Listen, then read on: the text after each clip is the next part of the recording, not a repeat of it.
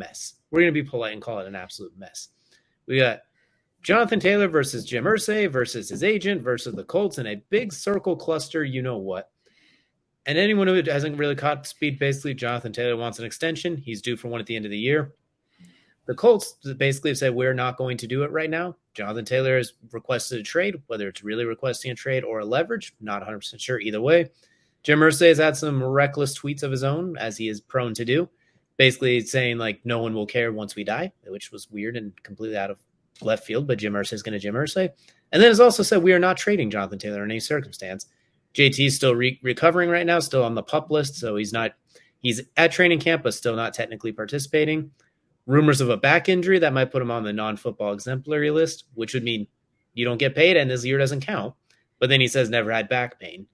And of course, it's just a big absolute mess right now. And we're both going to get into it. I'm going to keep my short one really quick and sweet before I let you go into it. But I'm going to say this is the rare situation where I think all three parties are wrong. At the same time, all three parties are right. I think all three of the parties here are absolutely wrong, but at the same time, they're right in certain merits. But I don't want to hog too much more time on this one. I want to get your thoughts on it, so I'll let you go and take over. But I'm going to circle back to that as everybody's right and wrong in this situation in a very weird scenario. I'm going to disagree and say Jim Irsay is always wrong. But I get your sentiment about saying, at the same time, he is somewhat right. I do get where he's coming from in the fact that they don't want to trade Jonathan Taylor. They would be stupid to trade Jonathan Taylor at this point in time. Also, as an owner, I'm kind of like money hungry, so I do want to still keep my money from that standpoint. So I kind of get it. I wish he'd shut up, but I get the point that he's trying to make in his ignorant way. God, that hurt to even try to sound that out. But look, Jonathan Taylor on the flip side.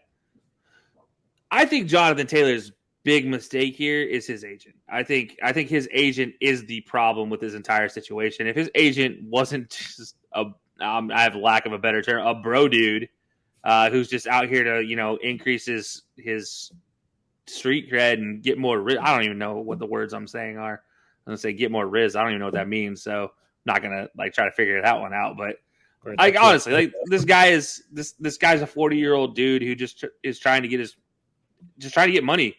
Whether it's the best advice for his player or not. Realistically, the best thing for Jonathan Taylor isn't to leave the Colts.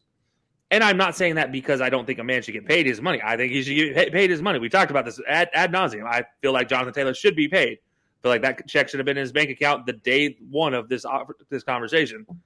But I digress.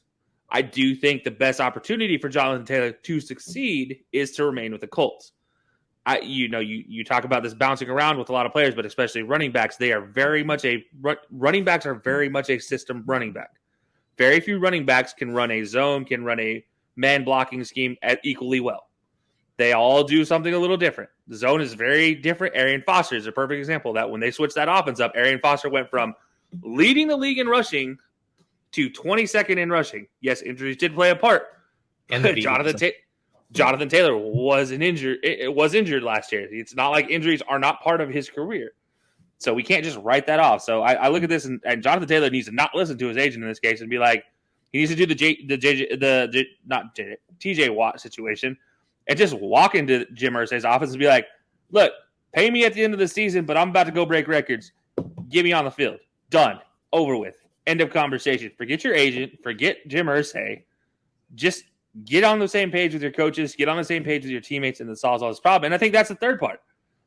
His teammates and the Colts in general as an organization aren't really sure what to do here. And I don't really want to put them in the wrong. But outside of Jim Irsay, they're just kind of just floating there. Like, okay, is he going to be a part of our team?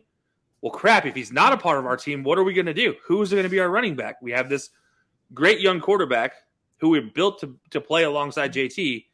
We have this great offensive weapons outside in Alec Pierce and Michael Pittman who can succeed with a running back like JT in the game plan. What do we do if they're not there? And then this defense, who is predicated on making takeaways, needs to do so because they're off the field. They're not dictated. The biggest problem last year is they were always on the field. When you're able to get them off the field and give them a breather, They're able to make those great plays, able to make those great takeaways, able to be those extreme athletes like we see Shaq Leonard be. So without JT, this entire Colts organization is in flux. And that's what you're seeing right now is the Colts don't know what to do. Is they're just like, I don't get it. So, yeah, this is a whole situation where I think JT's in the wrong for believing his agent. His agent's just a dummy. Like, at this point in time, his agent doesn't deserve a license to be an agent for an NFL player because he's not really looking out for the safety and well-being of his player at the end of the day. He's looking out for the wallet at the end of his day.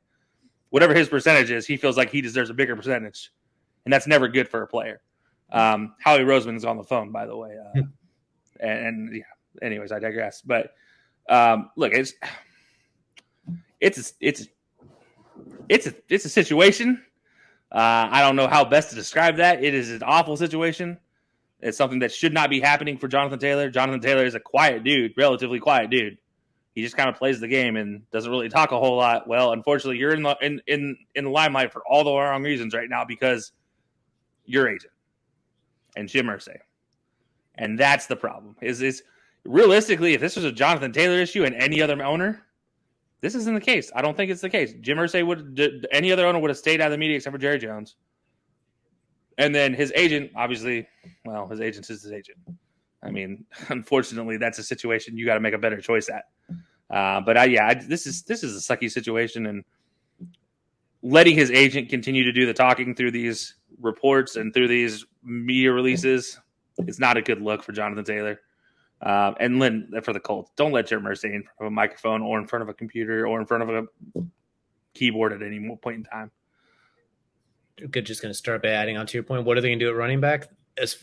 On their roster right now, the guy who has the most NFL carries is Gardner Minshew with about 116.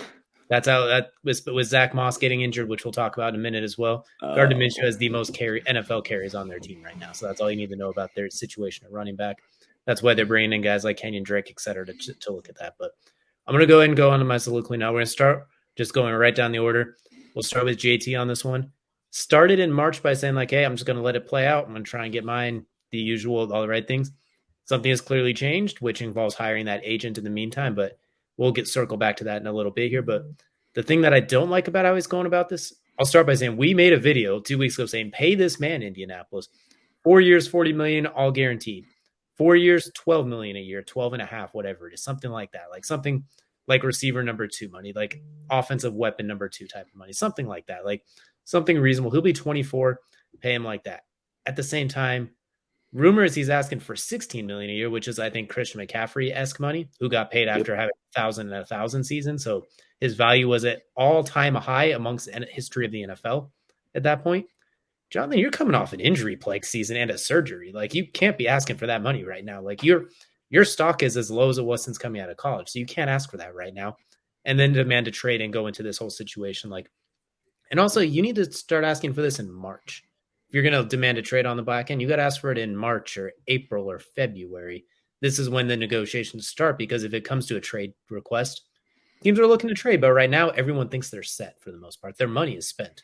No one has like extra $16 million a year to just throw out there like that. So timing was wrong, very, very wrong. The idea of it was very, very wrong. At the same time, your value is so low just because of that. You should have started. You should have either tried it. If you couldn't get to a deal, you should have been like, all right, well, guess I'm going to have to go out there and jack up my price, because if I do what I did 2 years ago again, that $12 million a year is going to become $16 million real quick.